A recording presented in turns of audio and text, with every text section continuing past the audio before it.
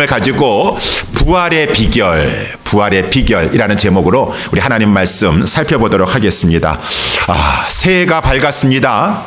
2020년도 이 신년 새해에는 우리 모든 성도님들의 그러한 삶 속에 잊혀질 수 없는 부활의 해.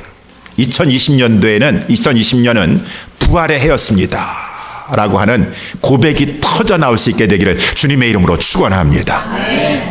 부활이라고요?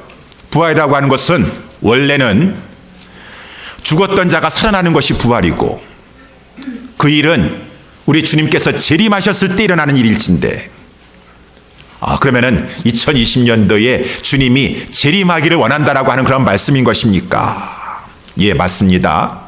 부활이라고 하는 것은 이제 죽었던 자들이 다 살아나게 되는 것이요, 몸으로 살아나게 되는 것입니다. 생명의 부활로, 사망의 부활로 다 살아나게 되는 것을, 그 마지막 주님 재림하셨을 때 있어질 그 부활이 진짜 부활이지만, 오늘 본문의 말씀에 제가 2020년도가 부활의 해가 되기를 원합니다 라고 하는 이 말씀은 죽은 자가 살아나는 것 같이, 그거는 주님이 재림하시기 전에는 일어날 수 없는 일이에요.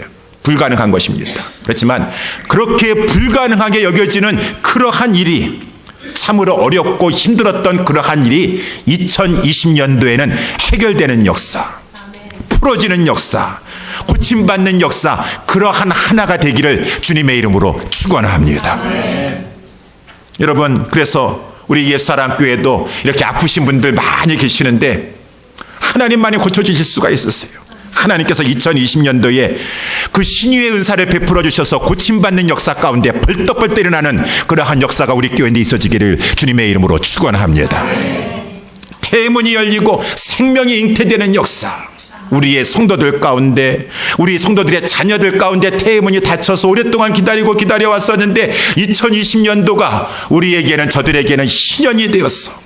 하나님께서 태문을 활짝 열어주셔서 생명들을 안는 그러한 역사가 우리 가운데 있게 되기를 주님의 이름으로 축원합니다. 아무리 권해도 우리 자녀들이 듣지 아니하고 변화되지 않아서 그렇게 마음 소가리를 앓았던 그러한 가정마다 하나님께서 그 자녀들이 영적으로 깨어나고 새롭게 부활하는 역사, 변화되는 역사가 우리 가운데 있게 되기를 주님의 이름으로 축원합니다. 사업장에서, 직장에서, 연구소에서 그동안에 2019년도까지 그렇게 힘쓰고 답답하고 묶여있던, 풀리지 않았던 그러한 문제가 2020년도에는 하나님의 축복 속에서 풀려지고 문제가 해결되고 앞길이 열려지는 축복이 우리 가운데 있어지기를 주님의 이름으로 축원합니다. 마지막으로 우리 예수사랑교회에 하나님께서 놀라운 부흥의 역사, 성장의 역사, 이 부활이, 이것은 힘든 것이에요. 그렇지만은 이 어렵고 힘든 것이 힘있게 일어나게 되어서 꽃을 피우고 열매 맺는 그러한 역사가 우리 가운데 있게 되기를 주님의 이름으로 축원합니다. 그것이 부활이라고 하는 것이요, 오늘 본문이 그것을 말씀해 주고 있습니다. 오늘 본문의 말씀은 마른 뼈가 살아나는 것이지만 이것은 비유인 것이죠. 이것은 무엇을 비유하고 있는 것인가? 이스라엘 민족이 망했습니다. 나라가 망했어요. 망했는데 70년이라는 세월이 다 흘러갈 정도로 이제는 뭐 독립이고 해방이고 그런 거 하나도 없습니다. 오매불망 내 조국 한번 가보고 싶고, 예루살렘 성전에 올라가서 그 오래된 고토의 땅에서 흙을 한번 만져보고 예배드리고 싶고 하나님의 성전에 들어가고 싶은데 그것은 꿈이겠죠. 이제 70년이라는 세월 지나갔으니 우리 민족, 이건 다 힘도 하나도 없고 다 이제는 흩어져 가지고 그러한 일은 절대로 있을 수 없습니다. 소망이 없습니다. 그런데 하나님께서 그 일이 일어나게 해주실 것이다 말씀하시는 것이 오늘 본문의 말씀인데, 불가능한 것이 가능케 되는 것이니 마른 뼈가 살아나는 그러한 역사와 같이 부활이 일어나게 될 것이다. 이스라엘 민족의 부활이 일어나게 될 것이다. 그 말씀이 오늘 본문의 말씀에 부활이 내용이 되는 것이요, 전혀 소망 없고 안 됩니다, 할 수 없습니다, 이제 끝장났습니다, 소망 없습니다 라고 하는데 하나님께서는 그것을 이루시겠다고 말씀하시니 그것은 마른 뼈가 살아나는 것 같은 부활의 역사다. 부활의 역사다. 이렇게 하나님께서는 부활을 우리 가운데 이루시려고 하는데, 우리 성도들은 그러한 하나님 앞에 어떠한 자세를 취해야 될 것인가? 오늘 본문의 말씀을 통해서 세 가지죠. 첫 번째는 믿음을 가져야 된다라고 하는 것이죠. 부활을 믿는 것. 하나님 부활을 시켜주실 것을 저는 믿습니다. 나 2020년도에 부활하기를 원합니다. 새롭게 일어나게 되기를 원합니다. 간절히 소원하면서 그것을 기대하고 믿는 거예요. 확실하게 믿는 것입니다. 이 믿음을 통해 하나님이 역사하시니, 오늘 본문의 말씀이 첫 번째 그것을 말씀해 주고 있어서 1절부터 같이 보게 되면은, 우리 여호와께서 권능으로 내게 임하시고 그 신으로 나를 데리고 가서 골짜기 가운데 두셨는데 거기 뼈가 가득하더라 라고 이렇게 말씀해 주고 있지 않습니까? 여호와께서 권능으로 라고 하시는 것은 이 성령으로 여호와께서 내게 임하셔서 그 성령의 신으로 나를 에스겔 선지자를 데리고 가셨어요. 그래서 이 골짜기 가운데 에스겔 선지자를 두었는데 그 온통 그 사면은 다 뼈가 가득하였습니다. 그 뼈의 상태가 어땠는가? 2절 말씀을 같이 보니까 나를 그 뼈 사방으로 지나가게 하시기로 본즉 그 골짜기 지면에 뼈가 심이 많은데 아주 말랐더라. 아주 말랐더라고 하는 것은 오랜 세월이 지나고 죽은 지 오래됐어요. 뭐 죽은 지 한 1분, 2분 됐으면은 뭐 인공호흡이라도 한번 해보든가 뭘 어떻게 해봐가지고 이렇게 다시 살릴 수도 있지 모르겠지만 완전히 안 됩니다. 끝났습니다. 소망 없습니다. 죽은 지가 오래되었습니다. 아주 뼈가 말라 비틀어졌습니다. 아주 절망적인 상태, 소망이 없는 것을 말해주고 있죠.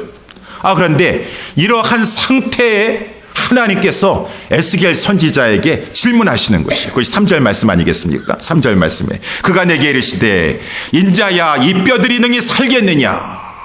우리 하나님께서는 뼈들을 살리시기 전에 먼저 질문부터 하시는 것이 에스겔 선지자야. 여기 인자라는 것은 에스겔 선지자를 부르시는 것이죠. 에스겔 선지자 인자, 너 사람아 이 뼈들이 능히 살겠느냐 라고 물으시는 것은 역사를 일으키기 전에 먼저 믿음을 확인하길 원하시는 하나님이신다는 것을 보여주고 있다고 하는 것이죠. 이 말은 다 아까 제가 말씀한 대로 우리가 11절 말씀에도 보게 되면, 우리 11절 말씀은 본문의 말씀에서 벗어났지만 인자야 이 뼈들은 이스라엘 온 족속이라. 그들이 이르기를 우리의 뼈들이 말랐고 우리의 소망이 없어졌으니 우리는 다 멸절되었다 하느니라 라고 하면서 이 뼈들은 이스라엘 족속을 말하는 것이다. 그러니까 이것은 저들은 이제 나라를 잃은 지가 오래되었습니다. 다 말랐습니다. 이제 포로 생활하고 노예 생활하고 이제는 뭐 저들이 무슨 독립군이라도 해방군이라도 조직할 만한 여력이 없어요.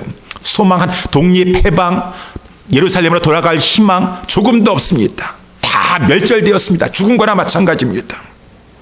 그런데 하나님께서 저들을 이제 살리려고 먼저는 에스겔 선지자에게 질문을 하셨어요. 그래서 다시 3절 말씀에 돌아가게 되면은 인자야 이 뼈들이 능히 살겠느냐라고 이제 하나님께서 에스겔 선지자에게 물어보니까 3절 말씀에 우리 에스겔이 뭐라고 대답했습니까? 내가 대답하되 주 여호와여 주께서 아시나이다. 이 대답은 아주 무책임한 말이 아니에요. 주님이 알아서 하시는 것이죠. 그런 말씀이 아니라 믿음의 고백인 것입니다.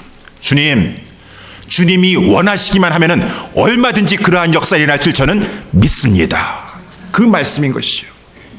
마른 뼈가 살아나는 그런 것은 주님이 원하시기만 하면 하실 수 있으십니다. 내 상황, 우리 조국 이렇게 지금 완전히 나라가 망한 지가 오래됐다 할지라도, 아무 힘이 없다 할지라도 주님이 원하시기만 하면 얼마든지 일으켜 주실 줄 저는 믿습니다. 내 지금 상태가, 우리 가정의 상태가, 우리의 부부의 관계가, 내 사업장과 직장의 형편이 참으로 위태하게 그지없고 내 상황이 지금 힘든 상황 가운데 있고 내 병은 그 누구도 어느 병원에서도 고칠지 못하는 그러한 상황 가운데 있다 할지라도 하나님이 뜻하시고 원하시면 하나님은 반드시 이 상황 가운데서도 새 일을 행하여 주실 줄 믿습니다. 믿음의 고백인 것이에요. 하나님은 이 믿음을 보시면서 역사해 주시는 것이 우리 신약성경 복음서에도 마찬가지 아니겠습니까? 예수님께서 먼저 고쳐주시기 전에 그 믿음을 보신다 그 말인 것입니다. 또 이 믿음을 가졌을 때 우리 주님이 기뻐하셨어. 우리 누가복음 5장 12절에도 보게 되면은 그 문둥병은 그 당시에는 못 고치는 병이에요. 문둥병이 조금만 들어도 더러운 병이고 가까이 하지 못할 그런 사람인데 온몸에 문둥병이 걸린 사람이 있었어요. 그 사람이 예수님에게 나와서 엎드려 간절히 구하는데 그 입에서 이런 말이 터져 나왔습니다. 주여 원하시면 나를 깨끗게 하실 줄 저는 믿습니다. 이 똑같은 말씀이에요. 주님 겸손하면서도 주님의 뜻에 달려 있습니다. 주님이 원하시면 저는 내 몸이 완전히 그 문둥병이 다 퍼졌다 할지라도 주님이 고쳐주실 줄 저는 믿습니다. 예수님께서 기뻐하셨습니다. 내가 원하노니 깨끗함을 받으라. 그 믿음을 보시는 것이요. 얼마든지 어떠한 상황 가운데서도 나를 고쳐주실 수가 있다. 일으켜 세워주실 수 있다. 그 믿음을 보시고 하나님은 역사하시니 우리 예수사랑교회 표가 이사야서 43장 18절에서 21절 말씀, 아까 제가 예배 때 읽었던 말씀 아니겠습니까? 너희는 이전 일을 기억하지 말며 옛전 일을 생각하지 말라. 이 말씀은 무슨 말이라고 했죠? 이전 일을 기억하지 말고 옛전 일을 생각하지 말라.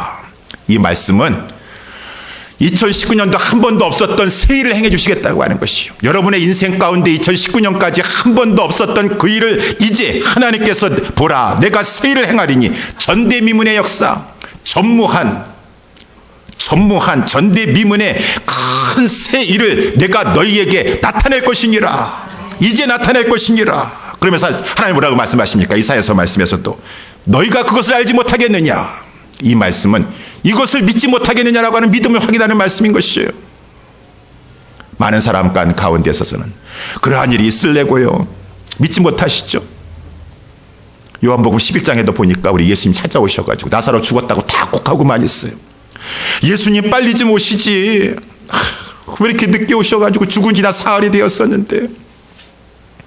예수님께서 마르다에게 말씀했습니다. 내가 곧 부활이 생명이요 부활이니 나를 믿는 자는 죽어도 살겠고 살아서 믿는 자는 영원토록 죽지 아니하리니 내가 이것을 믿느냐. 겉으로는 믿는다 그래요. 믿나이다. 그렇지만 마지막 때에 그렇게 될 줄 믿나이다. 마지막 때가 아니라 지금도 내가 왔으니 너희의 오라비가 살아날 것을 너가 믿느냐. 믿나이다. 믿나이다. 아멘. 아멘 하는데 힘이 없어. 속으로는 못 믿겠다라고 하는 것이지. 설교용이겠지. 그러한 일이 2020년 나에게 있을 리가 있으려고. 그런 것에는 역사가 일어날 수가 없어요. 그러니까 믿나이다라고 입술로는 고백하고 있는데 예수님께서 이제 그 무덤 앞에 가가지고 돌을 치워라. 그랬더니 마르다가 믿나이다라고 했음에도 불구하고 그거는 입술로만 믿나이다 한 것이에요. 아니 예수님 죽은 지가 나흘이 지나가지고 벌써 냄새가 나나이다. 왜 돌을 치우라고 합니까? 이것이 믿나이니까 믿음이 중요한 것이에요. 주님, 이 상황 가운데 내 자녀의 이러한 상황, 우리 교회의 이러한 상황, 내 사업장과 직장과 내 연구소에 막혀있는 이 참으로 답답한 이러한 상황, 2020년대 하나님이 원하시면 얼마든지 하나님께서는 일으켜 주실 줄 믿습니다. 믿음을 믿으셔야 돼요. 믿음을 하셔야 돼요. 믿음을 가지고 있어야 돼요. 하나님은 믿음을 보시고 역사하시니 의심하는 것에 역사하지 않습니다. 반신반의하는 것에 역사하지 않습니다. 마치 자기 아들이 지금 이 귀신 들려가지고 그냥 간질병에 걸려가지고 뒹굴뒹굴 거리고 있는 그 상황 가운데서 주여 하실 수 있거든. 예수님이 그 말씀에 거스리셨어요.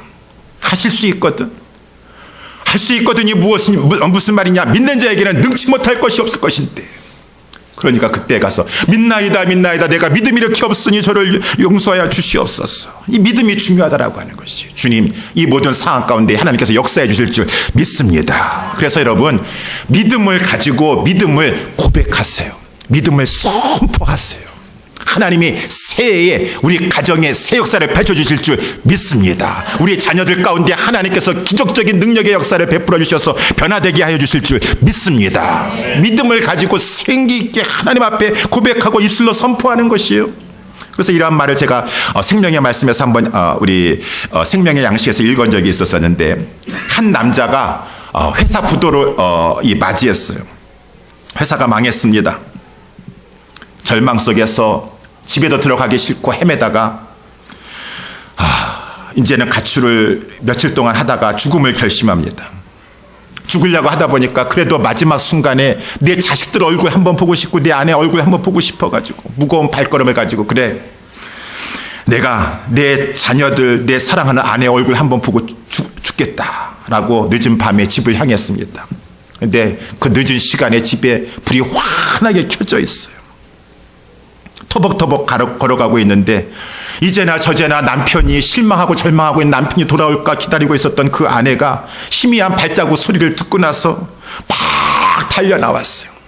초췌한 몰골을 가지고 있는 그 남편을 그 아내가 힘있게 끌어안으면서 그 아내는 이렇게 말했습니다. 여보, 당신 회사는 망했어도 부도났어도 당신 인격은 부도나지 않았어요. 우리 하나님을 의지하고 새롭게 출발합시다. 하나님은 마른 뼈들도 다시 살리실 수 있게 하시는 그런 분이심을 저는 믿습니다. 아내의 말이 중요한 것이요, 남편의 말이 중요한 것이요, 자식의 말이 중요한 것이고 부모의 말이 중요한 것이요. 마른 뼈도 살려주실 수 있는 하나님이 우리의 하나님인 줄 믿고 나는 2020년도에 기대합니다. 소망합니다. 완전히 우리 지금 바닥나 있고 깨어진 상태 가운데 지금 일보 직전에 있지만은 하나님께서 우리 관계를 새롭게 해주실 줄 믿습니다. 소망의 말을 그 아내가 입으로 남편에게 선포하는 것이요. 여보, 우리 하나님만 바라보고 새 출발합시다. 처음부터 다시 시작합시다. 하나님께서 우리 가정 얼마든지 다시 새롭게 일으켜 주실 것을 저는 확신해요. 저는 믿어요. 그 부활을 확신하고. 그래서 그 가정이 그때 생명의 양식이 여기 나와 있는데 어느 가정에서 쓴 글이었었는데, 그래서 하나님께서 일으켜 주셨다. 그런데 만약에 그 순간에도 아내가 믿음이 없어가지고 하는 말이, 터벅터벅 남편이 돌아오고 있지만 그 남편 막 붙잡고 못난 인간 같으니 자기 마음 하나 추스리지 못하고 방황하다가 이제 그 힘없는 모습으로 돌아왔어. 당신만 괴로운 줄 알아. 그래, 이제 우리 끝장났어. 나도 힘들어 죽고 싶어. 다 우리 같이 죽읍시다. 그냥 다 죽읍시다.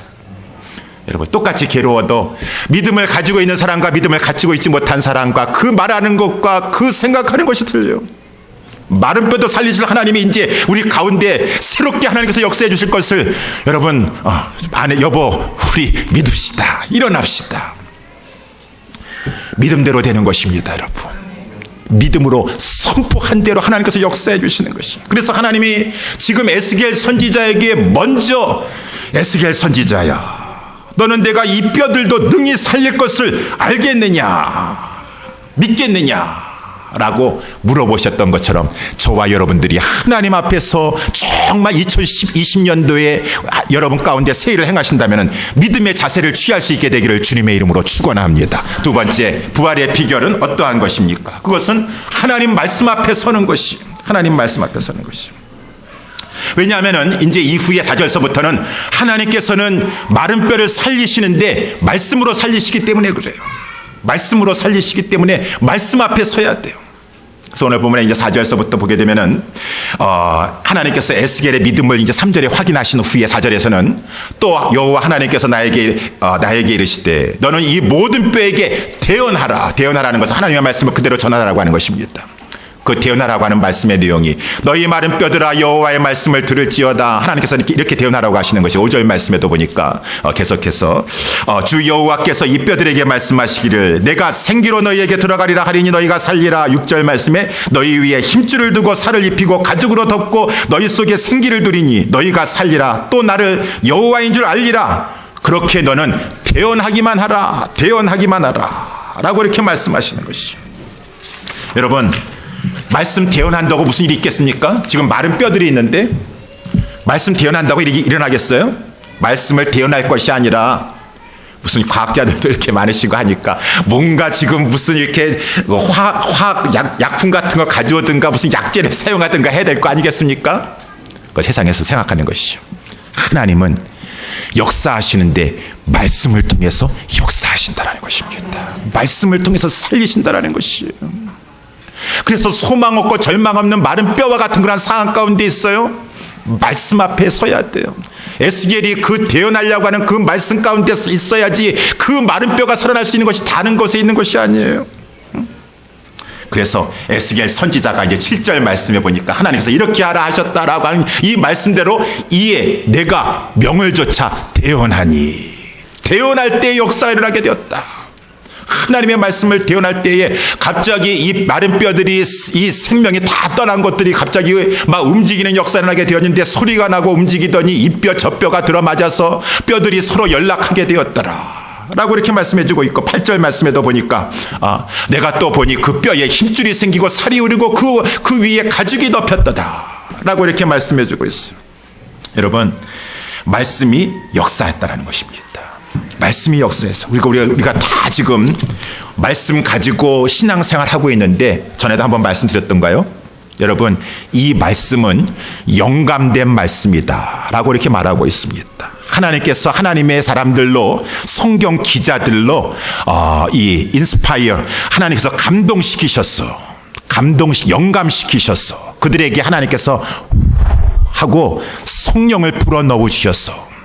그 사람들이 자기의 그러한 경험과 지식과 감정과 그런 것을 가지고 기록하였지만 하나님의 성령으로 그들을 사로잡으러 말미암아 영감된 상태 가운데, 감동된 상태 가운데 기록되어 있기 때문에 이 말씀은 오류가 없고 하나님의 말씀이 되는 것이고, 그렇게 기록되어 있는 이 신구약 66권의 이 말씀은 그렇게 영감된 말씀이구나, 그렇게 기록되었을 때 영감되었구나, 성령으로 기록되었구나 라고 하는 거기서 그치는 것이 아니라, 이 영감된 말씀에는 그래서 하나님의 기운이, 하나님의 호흡이 풀어넣어져 있어서 이 말씀은 바르게 대언할 때, 바른 자세를 가지고 하나님의 말씀을 받으려고 할 때 살아서 운동력이 있고, 우리의 영과 홍감이 관절과 골수를 찔러 쪼개기까지 하게 하시면서 우리를 살리실 수 있고 우리를 변화시킬 수 있는 능력의 말씀이라고 하는 것입니다. 이 말씀이 그렇게 역사하는 것이, 그래서 All Scripture is God breathed, 하나님의 호흡이 들어있다는 것이죠. 이 말씀이 막 역사하십니다. 이 말씀이 우리의 마음과 생각과 뜻을 감찰하시는 것입니다. 지으신 것이 하나도 없이 그 앞에 나타남이 없어서 오직 만물이 우리를 상관하시는 자 앞에서 다 벌거벗은 것처럼 우리의 죄를 들춰주시고, 이 말씀이 죄를 생각나게 해주시고, 그러므로 말미암아 말씀이 그 영혼을 소생시키시니 시편 19편 7절에서도 여호와의 율법은 완전하다라는 것은 초월적인 힘이 있으셨어. 영혼을 소생케 하고 우둔한 자로 지혜롭게 하고 정직하여 마음을 기쁘게 하며 순결하여 우리의 눈을 밝게 해주시고, 여호와를 경외케 하여서 죄를 버리고, 죄를 버림으로 말미암아 우리의 막혔던 것들이 풀어지게 해주시고, 하나님의 말씀을 통하여 죄를 지적받으니까 우리가, 제가 읽진 않았지만 에스겔서 36장에 한번 보시면은 31절에 보게 되면은, 그때 너희가 너희 악한 길과 너희의 불선한 행위를 기억하고, 언제? 그때에 하나님의 말씀을 깨닫게 해주실 때에 생각하고 너희 모든 죄악과 가증한 일을 인하여 스스로 믿게 버리라. 스스로 믿게 버리라. 내가 잘못했어. 내가 아직까지도 이 정도 들떨어진 놈이구나. 내가 참으로 부족하구나. 하나님의 말씀의 기준에서 참으로 부족합니다라고 하는 것을 언제 깨닫고 이렇게 고백하며 회개할 수 있습니까? 말씀을 통하여서. 32절에도 나 주 여호와가 말하노라. 내가 이렇게 행함은 너희를 위함이 아닌 줄을 너희가 알리라. 이스라엘 족속아, 너희 행위를 인하여 부끄러워하고 한탄할지어다. 말씀이 나를 막 찌르는 것 같고, 나를 가지고 책망하고 교훈하시고, 그렇지만 그것은 나를 살리려고 하시는 것이에요. 내 안에 숨겨진 죄가 있으니까 벌거벗은 것처럼 드러나게 하시면서 하나님께서 그것을 보게 하시고 깨닫게 해주셔서, 그러므로 말미암아 회개하였을 때, 죄악을 버리게 되었을 때, 이 죄가 나한테 붙어 있어가지고 하늘로부터 오는 좋은 것을 받지 못하게 방해하고 있었는데, 내가 안 된 것 다른 데 원인이 있는 거 아니에요. 경기 탓하지 마세요. 사람 탓하지 마세요. 문제 탓하지 마세요. 내가 하나님 앞에 해결하지 못한 그것이 나를 지금 가로막고 있었어.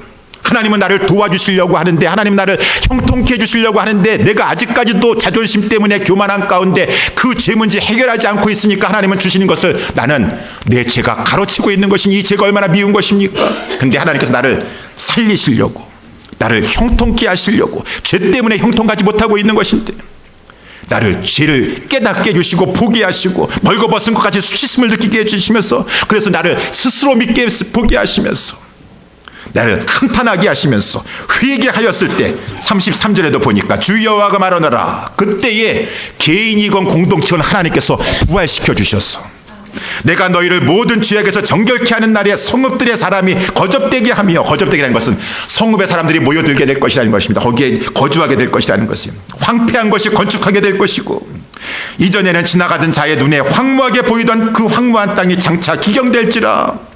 사람이 이르기를 이 땅이 황무하더니 이제는 에덴 동산과 같이 되었구나. 어찌 된 일이냐. 황량하고 적막하고 무너진 성읍들의 성벽과 거민이 있다 하리니, 너희 사면에 남은 사람들이 다 여호와가 무너진 것을 건축하며 황무한 자리에 심은 줄 알리라. 나 여호와가 말하였느니라. 이 말씀 무엇입니까? 하나님께서 기적을 행하셨어요.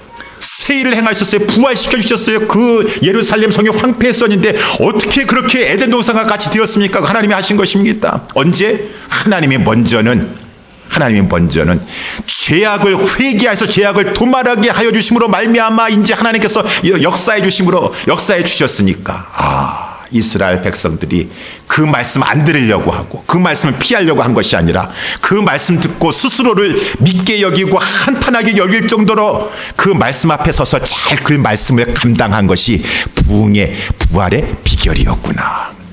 저와 여러분들은 그렇기 때문에 말씀 피하시면 안 돼요. 살고 싶으세요? 찔리는 말씀, 따갑게 하는 말씀, 나를 마음을 아프게 하고 자존심을 상하는 것 같아 하는 말씀이 할지라도 주여 말씀하옵소서. 내가 살아야 되겠나이다. 내 죄를 내가 아주 도말해야 되겠나이다. 겸손한 마음을 가지고 그 말 받을 때 하나님이 그때 새 일을 행하여 주시는 줄 믿으시기 바랍니다. 부활의 비결은 하나님 말씀 앞에 서는 것이에요. 그 말씀이 나를 치료하시도록, 그 말씀이 나를 변화시킬 수 있도록. 마지막 세 번째, 우리 이 부활의 비결은 무엇입니까? 비결은 성령님께 간구하는 것이다 라고 하는 것입니다. 오늘 이제 다시 아까 7절 말씀을 다시 한번 보게 되면은, 이에 내가 명을 조차 대언하였습니다. 소리가 나고 움직이겠어요. 이뼈 저뼈가 들어맞았습니다. 하나가 되는 것 같았어요. 형태는 갖추어졌습니다. 그렇지만 8절 말씀에 보니까 내가 또 보니 그 뼈에 힘줄이 생겨서 살이 오르고 거주까지 다 덮였었는데 아직 생기는 없었습니다. 생기는 없었어요. 생기가 없으니까 일어나지 못해요. 힘을 쓰지 못해요. 이것은 무엇을 말해주고 있습니까? 마치 창세기 2장 7절에 보니까 하나님께서 흙으로 사람의 모양을 빚으셨습니다. 근데 하나님께서 하고 그 흙으로 빚은 것에다가 생기를 불어주시지 않으면은 living being, 그 생명 있는 존재가 되지 못하는 것이에요. 형체만 갖추고 있는 것이에요. 모양만 갖추고 있는 것이에요. 생기가 있어야 됩니다. 하나님이 불어넣어 주셔야 되는 것입니다. 마찬가지예요. 교회는 다녀서 교인은 될지 모르겠지만은 하는 성령이 없으면 진정한 성도, 진정한 생명력 있는 성도는 되지 못하는 것이고, 교회가 하나가 되어서 뭐 형태는 갖추고 당회도 조직되어 있고 재직회도 잘 구성되어 있는지 모르겠지만 거기에 생기가 없음으로 말미암아 군대가 되지 못하고, 우리 오늘 결론적으로 10절 말씀에 보게 되면은 생기가 있어야지 지극히 큰 군대가 되더라. 성령의 생명력이 있어서, 생명력이 있으니까 영혼이 영혼을 낳고, 성령이 있기 때문에 성령의 권능을 받아서 땅끝까지라도 복음을 전하는 교회가 되는 것인데, 당회는 구성되어 있고 재직회는 구성되어 있는데 생기가 없으니까 그런 것은 전혀 꿈에도 생각하지 못해요. 재생산이 어디 있어? 낳는 게 어디, 다 알도 낳지 못하는 그런 묵은 닭인데 생기가 없어가지고, 조직체는 구성되어 있는데 하나님의 복음을 땅끝까지 전하는 것은 다 옛말처럼 들리고 우리하고는 상관없는 말처럼 들리고 생기가 없기 때문에 개인이건 교회건 생기가 있어야 된단 말이에요. 생기가. 그래서 아까 우리 8절 말씀에 나와 있도록 생기가 없어요. 지금 뭐 조직체는 구성되어 있어요. 하나 되었어요. 다 연합하고 상합하고, 이제 그것도 하나의 과정이겠죠. 하나가 되는 과정이, 그것도 과정이긴 한데 중요한 것인데, 말씀이 그렇게 역사했지만은 생기가 있어야 된다. 그래서 하나님께서 이제 9절 말씀에 생기를 주시려고 이렇게 에스겔 선지자에게 명령하셨습니다. 또 내게 이르시되 인자야 너는 생기를 향하여 태어나라. 생기를 당하여 생기에게 태어나여 이르기를 주 여호와의 말씀에 생기야 사방에서부터 와서 이 사망을 당한 자에게 불어서 살게 하라 하셨다라. 이 명령을 주신 것이에요. 여러분, 생기에게 태어나라, 생기를 향하여서 생기야 라고 하시는 그런 말씀을 보니까 생기를 주관하시는 성령님께 기도하라. 성령님께 간절히 사모하면서 구하라. 하나님, 메마른 심령에 나의 이 빈들의 마른 불같이 시들은 나의 영혼, 하나님, 빈들의 마른 불같이 시들은 나의 영혼입니다. 이 마른 땅에 단비를 내려주실 때 성령의 단비를 내려주시는 것처럼 성령님 나에게 성령의 생기를 주시옵소서. 성령님 나에게 부어주시옵소서. 간절히 성령님 앞에 기도하라. 성령님을 향하여서 부르짖어라. 간절히 부르짖어라. 하나님, 우리 자녀들도 지금 예배를 드리고 있는데 우리 자녀들이 어려서부터 성령을 체험하게 하여 주시옵시고 그 심령에 성령의 생기를 넣어주시옵소서. 우리 청년들이 힘있게 일어나려고 했는데 생기가 부족합니다. 수련회를 통해서든지 어떻게든지 간에 생기를 받고 새벽 이슬과 같은 생명력 있는 청년들이 되기를 원하고 우리 젊은 부부들이 되기를 원합니다. 그렇기 위해서는 생기가 들어와야 되겠습니다. 성령님, 성령의 단비와 같은 성령의 생기를 우리 청년들에게, 젊은이들에게 부어 주시옵소서. 하나님, 우리 아비들에게도, 우리 아버지 연세가 많으신 분들에게도 성령을 부어주셔서 성령의 단비가 그들의 심령 가운데 부어지게 하여 주시되 2020년도에 우리 예수사랑교회 우리 모든 지체들에게 성령의 단비를 하나님께서 부어 주시옵소서. 이렇게 하나님께서 기도하라고 하시는 것이요, 간절히 기도하면 될까요? 왜 안 되시겠어요? 하나님은 에스겔 선지자만 편히 하시는 것입니까? 10절 말씀해 보니까 이렇게 되어나라고 말씀하셔서 성령을 향하여서 생기를 향하여서 이에 내가 그 명대로 되어나였습니다. 생기야, 성령 하나님, 성령의 생기를 부어주시옵소서. 단비를 부어주시옵소서. 간절히 했더니만은 하나님이 명령하신 대로 순종했더니만은 생기가 그들에게 들어갔어. 그들이 살아나게 되었는데 지극히 큰 군대가 되었습니다. 큰 군대가 되었습니다. 여러분, 하나님은 그때나 이때나 동일하게 역사해 주시는 신실하신 하나님이십니다. 우리 하나님이 약속해 주셨어요. 마지막 날에 요엘서에서도 말씀해 주고 있고 우리 사도행전 2장 17절에도 베드로 사도가 그 약속 붙잡지 않았습니까? 우리에게 성령을 부어주시옵소서. 요엘서에 그 약속해 주신 그 말씀을 가지고 하나님이 말씀하지 않으셨습니까? 가라사대 말세에 내가 내 영으로 모든 육체에게 부어주리니. 하나님, 모든 육체입니다. 이 약속은 너희와 너희 자녀와 모든 먼 데 있는 이방인까지라도 다 하나님께서 얼마든지 부르시는 자들에게 다 부어주시겠다고 하는 그 약속 주셨으니 성령님 부어주시옵소서. 그래서 우리의 자녀들이 성령을 받아서 다 우리 자녀들은 예언하게 될 것이고 젊은이들에게도 부어주시옵소서. 성령 받은 것처럼 환상을 꾸고 너희 늙은이들은 꿈을 꾸고 아비들도 꿈을 꾸고 이러한 역사가 우리 예수사랑교회 2020년도에 있어지기를 주님의 이름으로 축원합니다. 그래서 오늘 우리 성령님께 간구하세요. 2020년도에 우리 예수사랑교회 우리 모두가 부활의 해가 되게 하여 주시옵소서. 성령님 하나님, 우리 가운데 은혜를 부어주시옵소서. 믿습니다. 기대합니다. 소망합니다. 나에게 부어 성령은 지혜의 영이시니 세상에 감당할 수 없고 다니엘에게 주셨던 그 지혜, 어떠한 생존 경쟁이 치열한 상황 가운데서도 하나님께서 다니엘에게 성령으로 말미암아 지혜를 주시니 그 어떠한 사람도 어떠한 사회에서도 감당할 수 없었던 그 지혜, 성령을 나에게 부어 주시옵소서.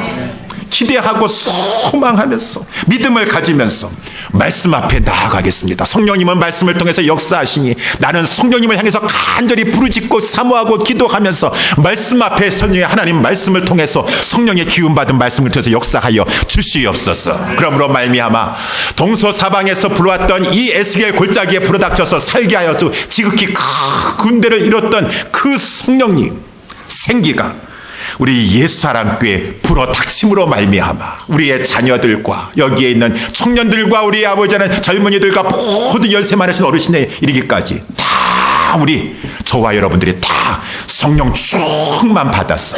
이 마지막 때에 큰 예수 그리스도의 좋은 군사가 되어서 쓰임받는 우리 모두가 될 수 있게 되기를 주님의 이름으로 축원합니다. 우리 이 시간에 우리 다 같이 일어나셔서 우리 이 말씀을 생각하시고